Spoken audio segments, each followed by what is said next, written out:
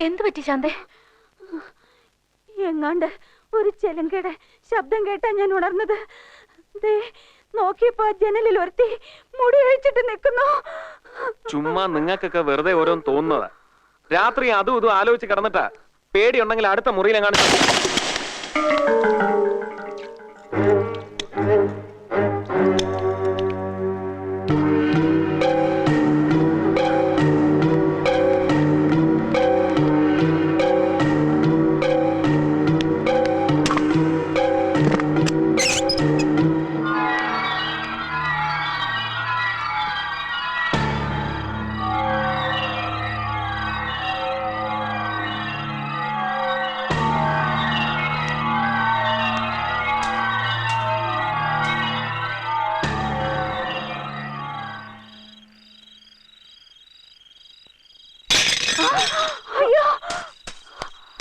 എന്താ? എന്ത് പറ്റി?